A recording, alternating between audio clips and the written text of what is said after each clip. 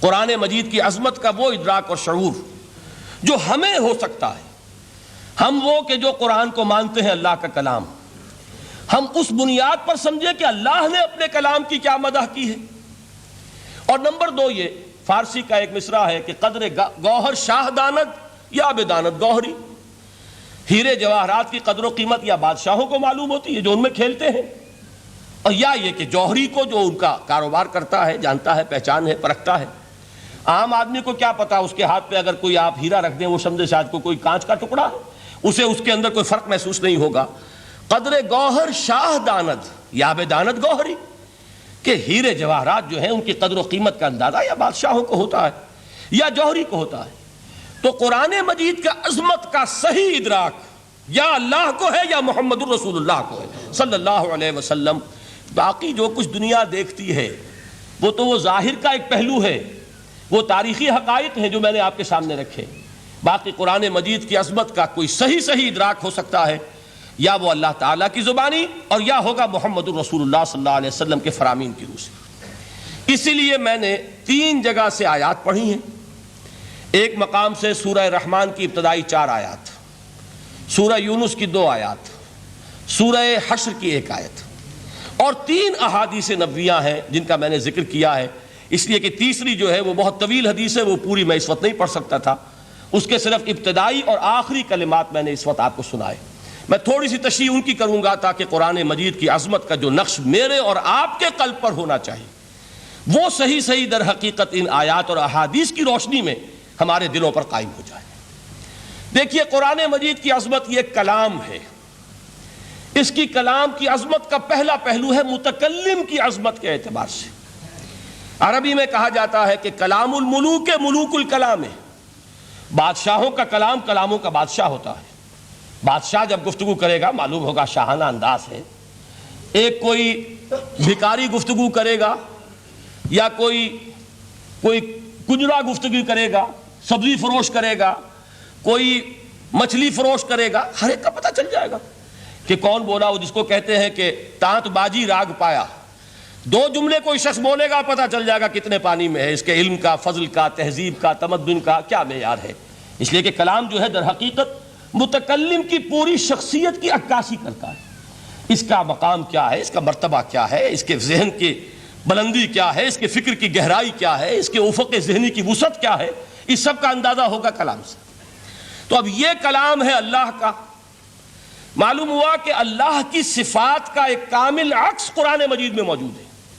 یہ بات سمجھیے، اس کو قرآن نے کس طرح بیان کیا۔ یہ وہ لطیف حقائق ہیں جن کے لیے قرآن مجید تمثیل کا پیرایا اختیار کرتا ہے۔ اب سورہ حشر کی تمثیل کیا ہے؟ لو انزلنا هذا القرآن على جبل، اگر ہم نے اس قرآن کو کسی پہاڑ پر اتار دیا ہوتا، لرأيته خاشعا متصدعا من خشیت اللہ، تم دیکھتے اس پہاڑ کو کہ اللہ کی خشیت سے دب جاتا اور پھٹ جاتا۔ وَتِلْكَ الْأَمْثَالُ نَضْرِبُهَا لِلنَّاسِ لَعَلَّهُمْ يَتَفَكَّرُونَ، اور یہ مثالیں ہیں جو ہم لوگوں کے لیے بیان کرتے ہیں تاکہ وہ تفکر سے کام لیں، غور و فکر کریں۔ اگر میں اور آپ قرآن کی عظمت سے واقف نہیں ہوں گے، اس بات کو نوٹ کر لیجئے، تو میں اور آپ اپنا وقت کیسے صرف کریں گے اس کے لیے؟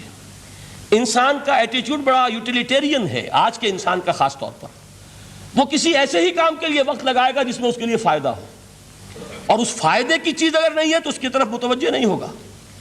اگر قرآن مجید کی عظمت کا ہمیں ادراک ہو جائے تو ہم اپنا پورا وقت اس کے لیے وقف کر دیں گے، اس کو سمجھیں گے، اس کی گہرائیوں میں غوطہ زنی کریں گے، جیسے اقبال نے کہا کہ قرآن میں ہو غوطہ زن اے مرد مسلمان۔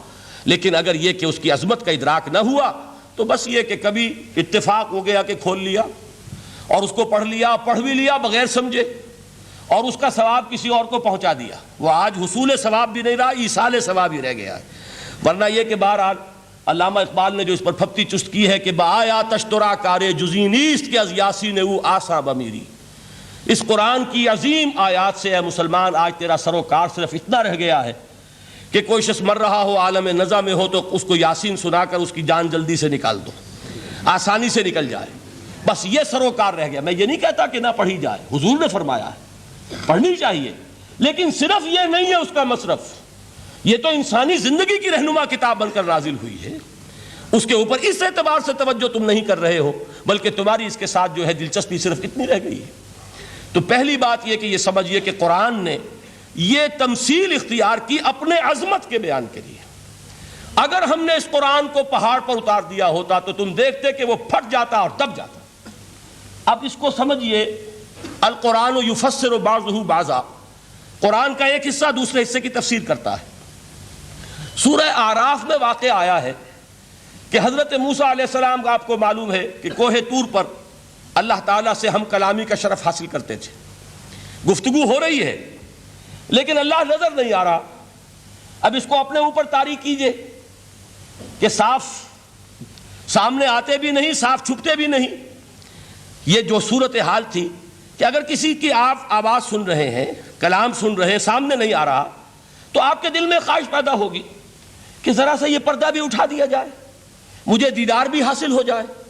لہذا سورہ اعراف میں ہے جب کئی بار یہ شرف ہم کلامی حاصل ہوا اللہ سے، تو حضرت موسیٰ علیہ السلام نے بڑی ہمت سے کام لیا، بڑی جرت کی، درخواست کر دی، رب ارینی انظر الیک، یہ جو پردہ بیچ میں حائل کیا ہوا ہے پروردگار، تو میرا شوق دیکھ، میرا اشتیاق دیکھ، تو مجھے ذرا دیدار بھی عطا ہو جائے۔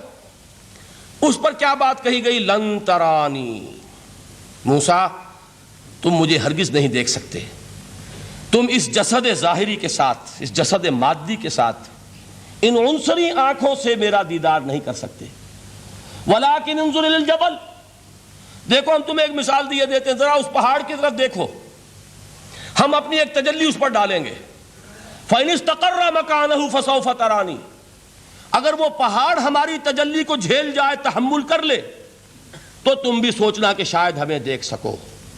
اس کے بعد ہوا کیا؟ فَلَمَّا تَجَلَّى رَبُّهُ لِلْجَبَلِ جَعَلَهُ دَكًّا وَخَرَّ مُوسَىٰ صَعِقًا، جب اللہ تعالیٰ نے پہاڑ پر اپنی ایک تجلی ڈالی تو وہ پہاڑ جو ہے پھٹ گیا، اور موسیٰ، اب دیکھیے براہ راست تجلی موسیٰ پر نہیں ہے، یہ انڈائریکٹ مشاہدہ ہے تجلی ربانی کا کہ جو پہاڑ پر ہوئی ہے، اور پہاڑ کی جو کیفیت ہوئی ہے اس کے مشاہدے سے حضرت موسیٰ بے ہوش ہو کر گر گئے۔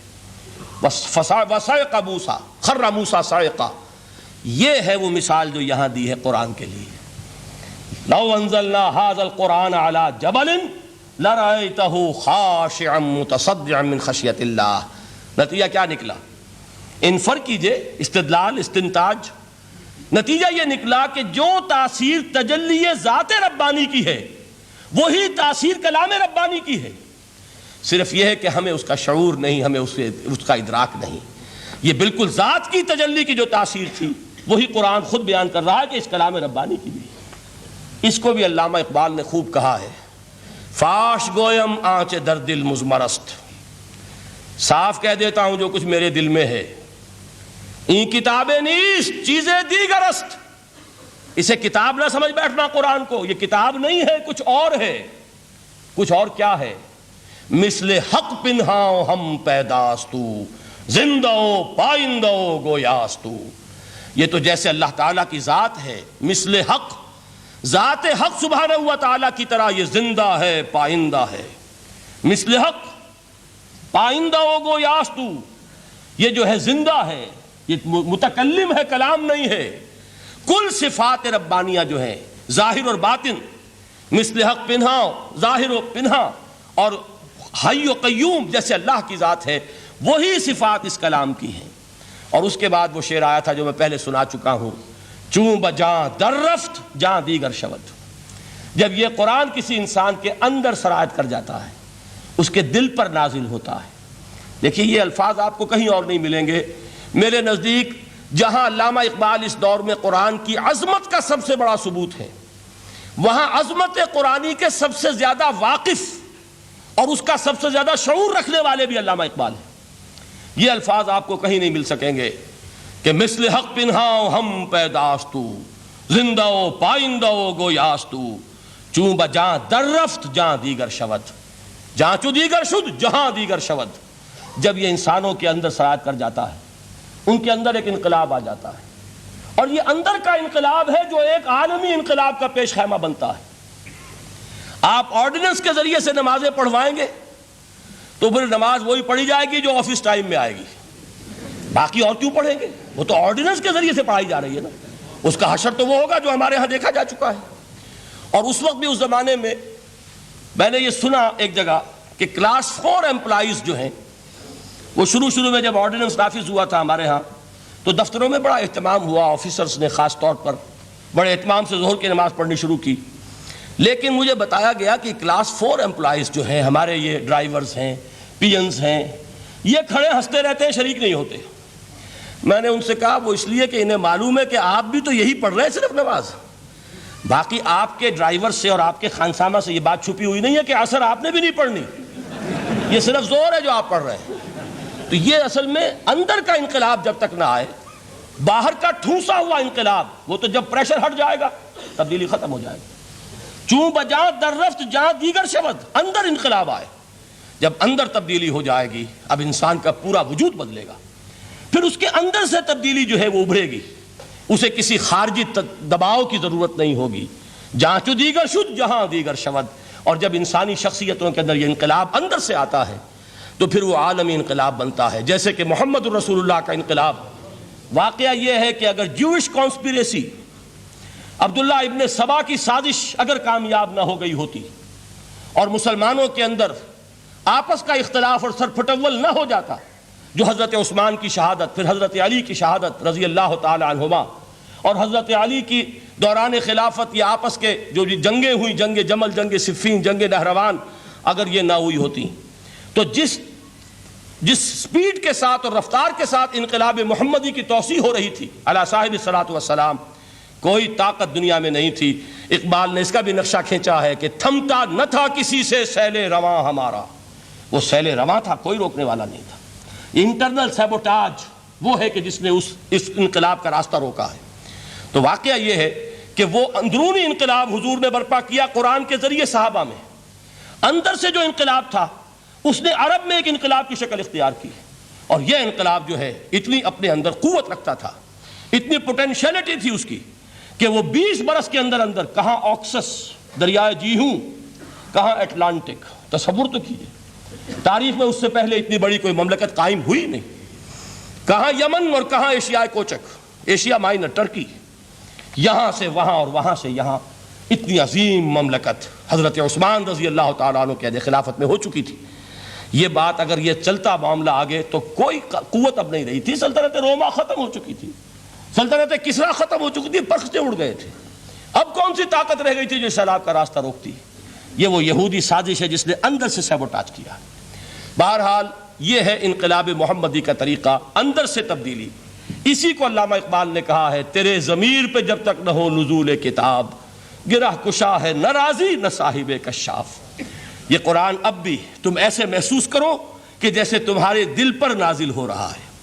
اور مجھے یاد آیا امام ابن قیم رحمۃ اللہ علیہ، ان کا ایک بڑا پیارا جملہ ہے، وہ کہتے ہیں قرآن کے بعض پڑھنے والے ایسے ہیں کہ جب وہ قرآن کو پڑھتے ہیں تو یوں محسوس کرتے ہیں کہ قرآن مصحف میں لکھا ہوا نہیں ہے، ان کے اپنے دل کے اوپر کندہ ہے، دل کے اوپر سے پڑھ رہے ہیں، یعنی اتنی کامل مطابقت وہ محسوس کرتے ہیں، اپنی فطرت، ہیومن نیچر اور قرآن کے اندر اتنی مطابقت ہے، اس طرح وہ ٹیلی کرتے ہیں ایک دوسرے کے ساتھ کہ محسوس ہوتا ہے کہ وہ کتاب ان صفحات میں لکھی ہوئی نہیں ہے بلکہ لوح قلب پر لکھی ہوئی ہے کہ جہاں سے وہ انسان اسے پڑھ رہا ہے۔